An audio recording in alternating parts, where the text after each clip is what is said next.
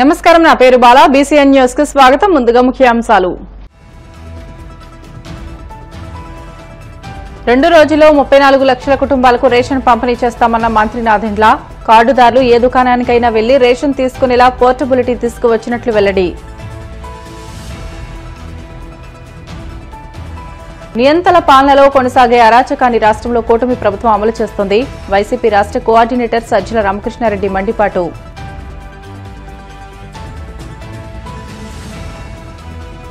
ప్రజా సమస్యల పరిష్కార వేదికలో అందిన అర్జీలను త్వరితగతిన పరిష్కరించండి.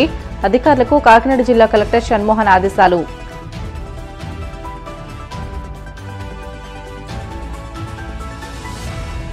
వాడపల్లి వెంకన్న ఆలయంలో ప్రత్యేక పూజలు. మంగళ వైద్యాల నడుమ శ్రీ స్వామి అమ్మవార్లకు మేల్కొల్పు సేవ, ఐశ్వర్య లక్ష్మీ హోమం. ఇప్పటి వరకు 34.81 లక్షల మందికి రేషన్ సరుకులు అందించామని పౌర సరఫరాల శాఖ మంత్రి నాదెండ్ల మనోహర్ తెలిపారు. 3.73 లక్షల మంది వృద్ధులు, దివ్యాంగులకు ఇంటింటికి వెళ్లి రేషన్ సరుకులు అందించామని అన్నారు. వృద్ధులు, దివ్యాంగులకు ఈ నెల 5లోగా రేషన్ ఇవ్వాలని డీలర్లను ఆదేశించినట్లు చెప్పారు. కొన్ని చౌకధరల దుకాణాల వద్ద సర్వర్ సమస్యలు తలెత్తాయని వెంటనే పరిష్కరించి పంపిణీ కొనసాగించినట్లు చెప్పారు. 1వ తేదీ నుంచి 15వ తేదీ వరకు రేషన్ దుకాణాలు తెరిచే ఉంటాయని, పనులు మానుకుని రేషన్ దుకాణాలకు వెళ్లాల్సిన అవసరం లేదని చెప్పారు.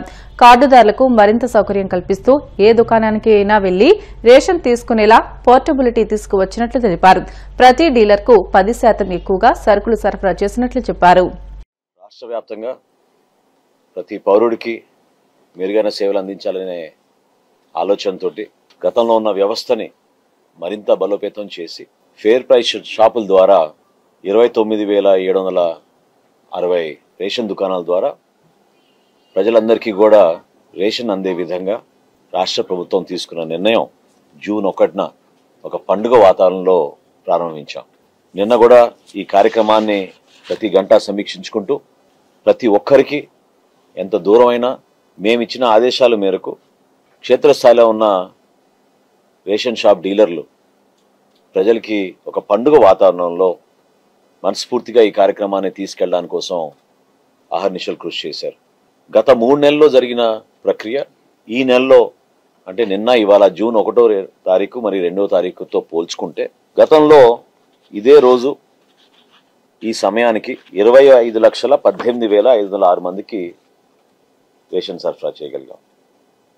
అంటే ఎండియూ వ్యాన్లు ఉన్నప్పుడు ఆ వ్యాన్ల ద్వారా 9,260 వ్యాన్లు వాళ్ళు చేయగలిగేది 25,18,506 కార్డుదారులకు కుటుంబాలకు వాళ్ళు అందించగలిగారు సరుకులు. అదే ఈ రోజు 1వ తారీఖు జూన్ 2వ తారీఖు జూన్ 4 వరకు ఇప్పుడే వచ్చిన లెక్క ప్రకారంగా 34,81,202 రేషన్ కార్డుదారులకు కుటుంబాలకు పౌర సరఫరా శాఖ నుంచి ఫేర్ ప్రైస్ షాప్స్ నిత్యావసర సరుకులు అందించడం జరిగింది. ఇది సుమారు గతంతో పోల్చుకుంటే 60% ఎక్కువగా మనం డెలివరీ చేయగలిగాం. ఇది నిజంగా కార్యక్రమం ఒక సక్సెస్. దీని వెనక చాలామంది కష్టపడ్డారు. రాష్ట్ర వ్యాప్తంగా ఉన్న డీలర్స్, వాళ్ళ అసోసియేషన్స్, అధికార యంత్రాంగం, రెవెన్యూ సిబ్బంది వీరందరూ కూడా ప్రభుత్వం తీసుకునే నిర్ణయాన్ని హర్షిస్తూ మరింత మెరుగైన సేవలు అందించడానికి కోసం ప్రత్యేకంగా వాళ్ళు తీసుకున్న శ్రద్ధని నేను ఈ సందర్భంగా వాళ్ళకి నేను అభినందిస్తూ, వృద్ధులు ఎవరైతే 65 సంవత్సరాలు దాటిన వారు ఉన్నారో, దివ్యాంగులు ఎవరైతే మంచానికి పరిమితం అయ్యారో సుమారు 15,74,000 మందికి కూడా ఇంటింటికే వెళ్ళి సరఫరా చేయమని 5వ తారీఖు లోపు ఈ సరఫరా జరగాలని మేము ఆదేశించడం జరిగింది.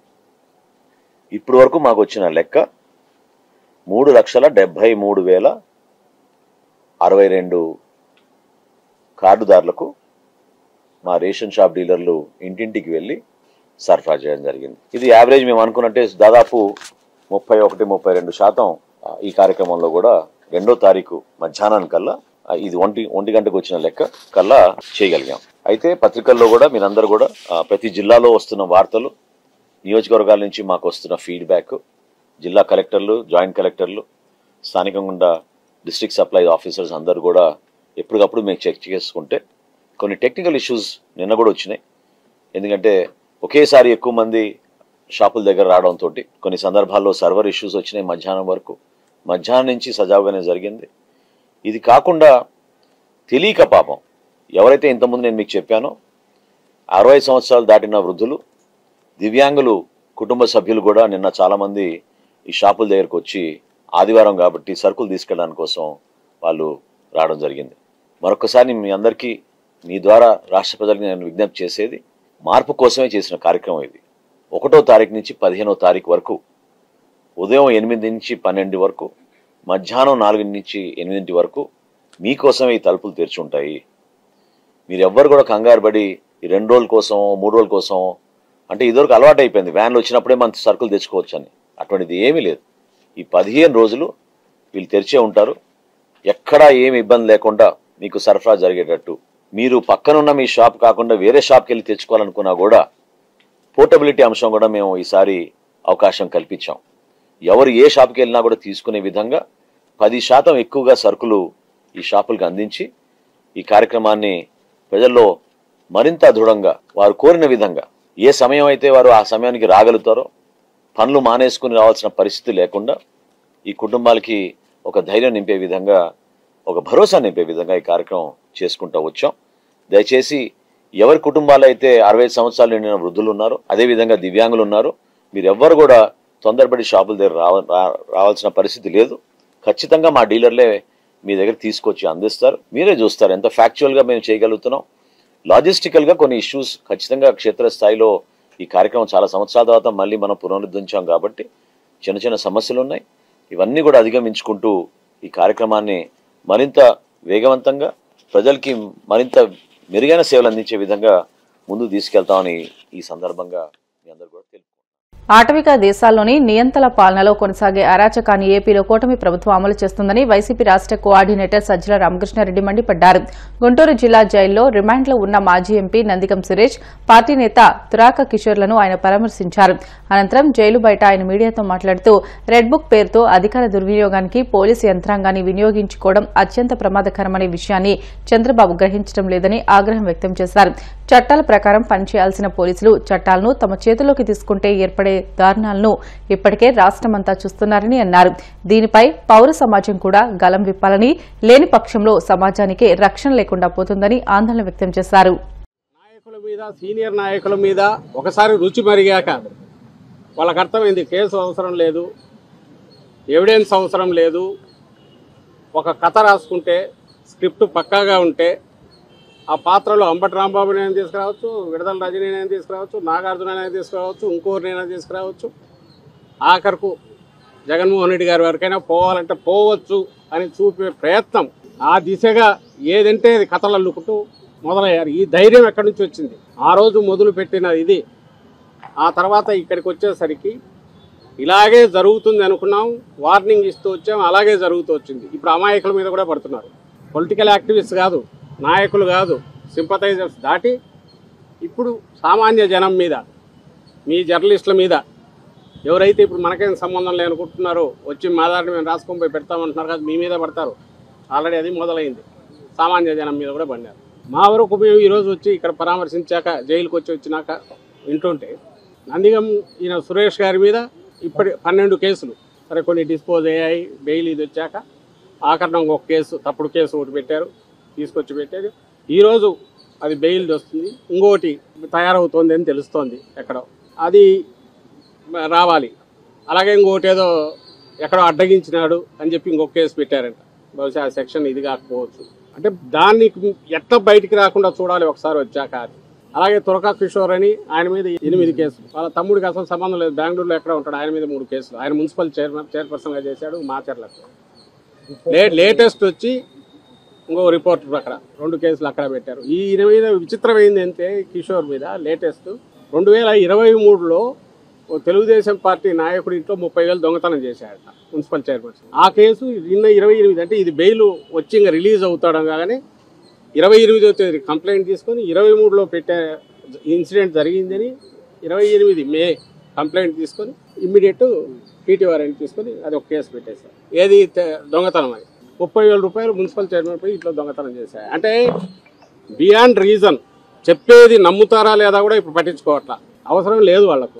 ఇప్పుడు ఇక్కడ వచ్చి మాట్లాడుతుండగానే మీ జోబులో ఇది ఈయన తీసాడనో అక్కడేదో లాగాడనో తీసైనా ఇంకో జోబులోంచి ఈయన తీసాడనో కేసు పెట్టేయచ్చు. ఇది 2 ఏళ్ల తర్వాత పెట్టచ్చు, 5 ఏళ్ల తర్వాత పెట్టచ్చు. అంటే మేము 4 ఏళ్ల తర్వాత వచ్చి ఏం చేయొచ్చో ఇప్పుడు చెప్తున్నారు. దానికి దారి ఈ రోజు వేస్తున్నారు. వీటి పరాకాష్ట మనం చూస్తే సామాన్యుల మీద పడుతుంది.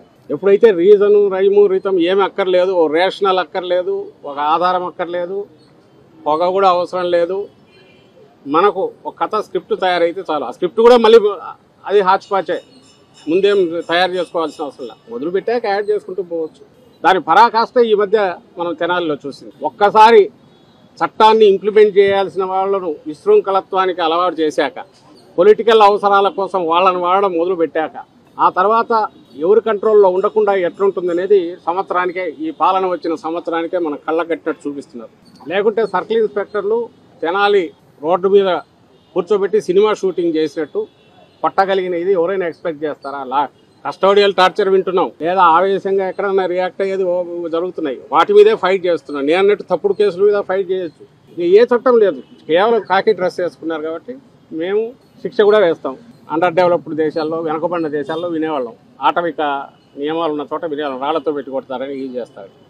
అది కూడా తెగల వాళ్ళు ఎవరో చేస్తే, ఇది ఏకంగా మీకు అధికారం ఎక్కడి నుంచి వచ్చింది? నువ్వు పోలీస్ డ్రెస్ వేసుకునే వల్ల వచ్చింది. అది ఎక్కడి నుంచి వచ్చింది? నీకు రాజ్యాంగం వల్ల వచ్చింది. నువ్వు లా అండ్ ఆర్డర్ ప్రొటెక్ట్ చేయమంటే ఒకరు ఎవరైనా కేసుకు సంబంధించి నిర్ణయించాల్సిన న్యాయస్థానం అయితే, నువ్వు న్యాయస్థానం దాటి పంచాయతీ చేయడం కాదు, శిక్ష కూడా నువ్వే చేస్తున్నావు, రేపు ఉరి కూడా నువ్వే తీస్తావు. ఇట్లాంటి వాళ్ళు ఉంటే సమాజానికి చీడపురులని నువ్వు అనుకొని వీళ్ళు చేస్తారు. ఈ విచ్చలవిడితనం ఇది ఎక్కడి నుంచి వచ్చింది? ఈ బరి తెగింపు ఎక్కడి నుంచి వచ్చిందంటే political establishment, political leadership. State head చేస్తున్న ముఖ్యమంత్రి, ఆయన కొడుకు స్వయంగా అవును మేము రెడ్ బుక్ రాజ్యాంగం ఇంప్లిమెంట్ చేస్తాం, రెడ్ బుక్ అంటే ఇట్లుంటుంది, తాట తీస్తాం అని ఓపెన్గా చెప్పి, అలా చేసిన వాళ్ళకే రివార్డు ఉంటాయని చెప్పినందువల్లే కొంతమంది అధికారులు కానీ పోలీసులు కానీ ఈ పనులు చేయగలుగుతున్నారు. దానికి తగినట్టే మిగిలిన డిపార్ట్మెంట్లు రికాల్ చేస్తూ చేస్తున్నారు. ప్రజా ఫిర్యాదుల పరిష్కార వేదిక కార్యక్రమంలో అందిన వినతులకు తగిన పరిష్కారం చూపాలని కాకినాడ జిల్లా కలెక్టర్ షణ్మోహన్ అధికారులను ఆదేశించారు. ప్రజా సమస్యల పరిష్కార నిమిత్తం రాష్ట ప్రభుత్వం ప్రతిష్టాత్మకంగా నిర్వహిస్తున్న పీజీఆర్ఎస్ కార్యక్రమం కాకినాడ కలెక్టరేట్ జరిగింది. ఈ కార్యక్రమానికి జిల్లా collector Shanmohan, joint collector Rahul Meena, జిల్లా రెవెన్యూ అధికారి జె వెంకట్రావు ఇతర అధికారులతో కలిసి హాజరై జిల్లాలోని వివిధ ప్రాంతాల నుంచి వచ్చిన ప్రజల నుంచి వినతులు, అర్జీలు స్వీకరించారు.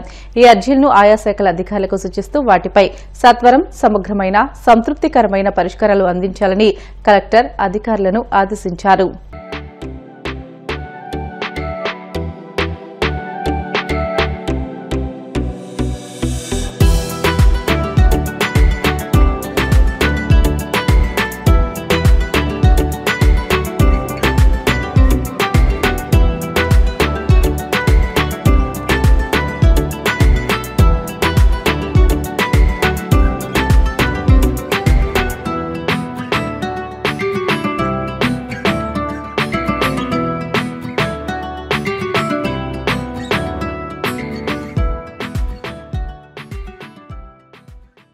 కోనసీమ తిరుమలగా వర్ధిల్లుతున్న వాడపల్లి శ్రీ వెంకటేశ్వర స్వామి ఆలయంలో మంగళవారం ప్రత్యేక పూజలు వైభవంగా నిర్వహించారు.